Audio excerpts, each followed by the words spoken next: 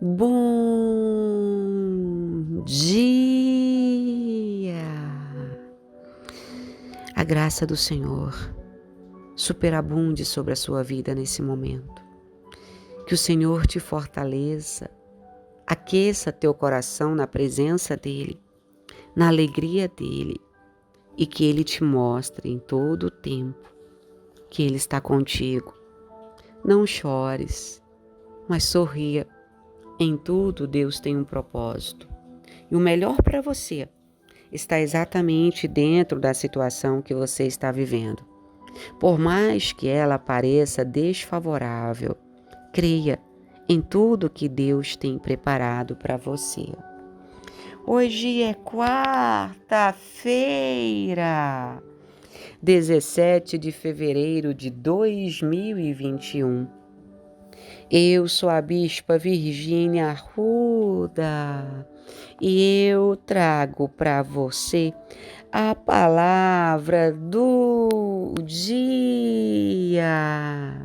Eu gostaria de aproveitar aqui e pedir a todos os radialistas que ouvem a palavra do dia, se você puder tocar a música Acredite, toque e vamos dizer para as pessoas que estão desenganadas nesse momento de pandemia: acredite que Deus tem um tempo melhor para a sua vida. Hoje, o ato profético dos ouvintes da palavra do dia é olhar para dentro de si e ver o quanto Deus já fez na sua história, entendendo o seguinte: você não está perdido, você não está falido, tudo é um tempo de Deus, Ele está no controle e tudo vai dar certo. Livro de Filipenses, capítulo 1, versículo 23, 21 em diante diz assim: porque para mim o viver é Cristo e o morrer é ganho. Mas se o viver na carne me der fruto da minha obra, não sei. Então o que devo escolher? Mas de ambos os lados estou aperto, tendo o desejo de partir e estar com Cristo, porque isto é ainda melhor. Quero falar hoje sobre algo que quase ninguém gosta, né? A perspectiva em Deus na morte. Sabe quando a gente coloca toda a nossa perspectiva em Deus, a gente não tem medo da morte. Poucos de nós, ou ninguém, né? Ninguém praticamente gosta de dizer adeus a quem nós amamos. Mas durante muito tempo da nossa vida, a gente tem feito isso. Se você nunca fez, agradeça ao Senhor. Porque muita gente, principalmente nessa pandemia, tem dito adeus às pessoas que amam. Por mais que a gente tente evitar, por mais relutante que a gente esteja para discutir a questão, a morte é uma parte muito real da vida. Sabe, tem uma coisa que eu sempre digo: quem tem certeza da sua salvação não tem medo da morte. A Bíblia vai dizer, como nós lemos, que morrer é viver com Cristo. Morrer com Cristo é ganho. E eu vou te dizer uma coisa: no final, todos nós devemos soltar a mão dos que amamos, deixando-os nas mãos daquele que não vimos, mas cremos nele. Eu quero dizer para você, nesse dia tão difícil, as pessoas que você ama estão nas mãos do Senhor. E nessa campanha de adoração, o ato profético que o Espírito Santo me falou para nós fazermos hoje é descansar o nosso coração em Deus. Se você perdeu um ente querido, lembre-se de uma coisa: o Senhor Jesus tem o controle de tudo que acontece com essa pessoa também. Se ela partiu dessa vida porque assim Deus quis, e o Senhor a está guardando em um lugar seguro. Deixa eu te fazer uma pergunta. Você consegue se lembrar a primeira vez que a morte forçou você a dar um adeus? A maioria de nós consegue, né? Dói muito. Isso é algo muito doloroso. Mas a morte é o começo de uma nova vida. Sabe quando a gente vai para o funeral de alguém, a gente escuta as pessoas dizendo: passou dessa para melhor. Se foi. Isso é estranho, né? Quando eu era adolescente, eu ouvia muito isso e eu perguntava: partiu para onde? Passou dessa para quê? Foi-se por muito tempo ou vai voltar? Depois eu descobri que eu não sou a única pessoa que faz essas perguntas. Qualquer discussão sobre a volta de Cristo, as pessoas perguntam, mas e aqueles que já se foram? O que acontece com os cristãos entre sua morte e a volta de Jesus? E esse é um assunto que ninguém prega mais hoje em dia. Mas, ao que parece, a igreja em Tessalônica fez a mesma pergunta.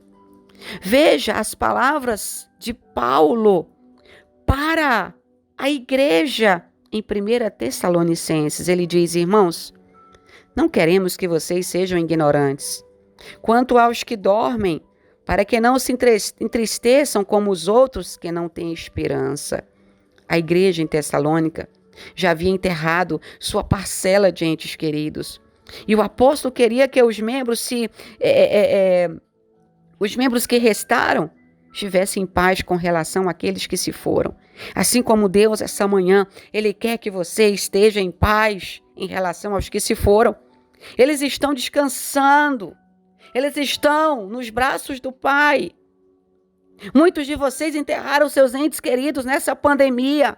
Mas diz o Senhor, seja forte e corajoso, você está vivo porque eu ainda tenho algo na sua vida.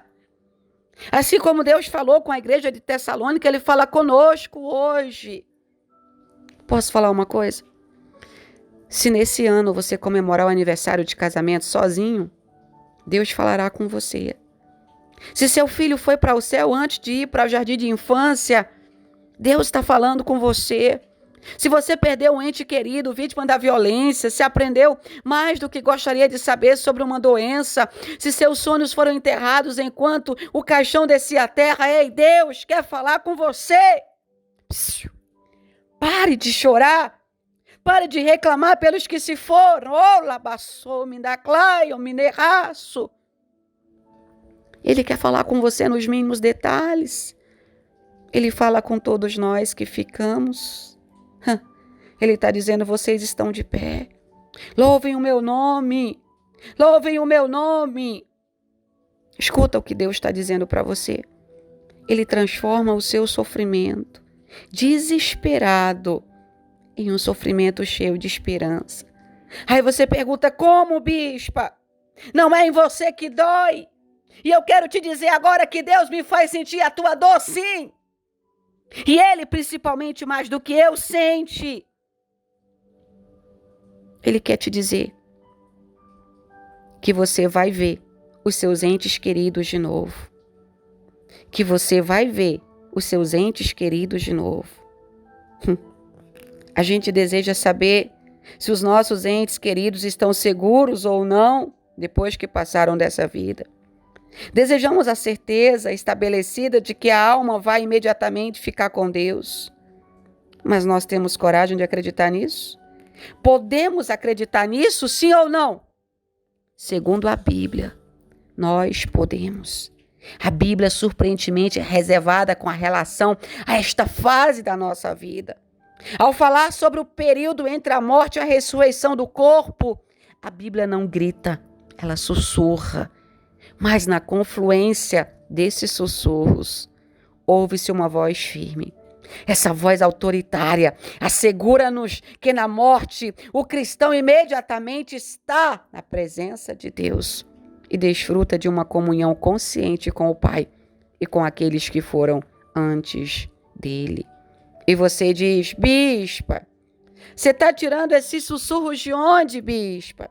Você está tirando essas ideias de onde? Eu li com você, querido. Filipenses 1, 21. Porque para mim o viver é Cristo e o morrer é ganho. Deus está te dizendo, tranquiliza teu coração. Não fique chorando pelos mortos. Viva sua vida, porque eu ainda tenho algo grande para fazer através de você. O Senhor te deixou passar por tudo isso para que você aprendesse tudo o que Ele tem preparado para a tua vida. Deus, Ele está te vendo. Deus está te observando. E você pode dizer, bispa, é justo que eu passe dias e dias chorando com saudade? E você também pergunta, numa campanha de adoração você traz uma palavra dessa? Sim. Adoração a Deus também é confiança. Como eu posso adorar a Deus se eu não confio nele?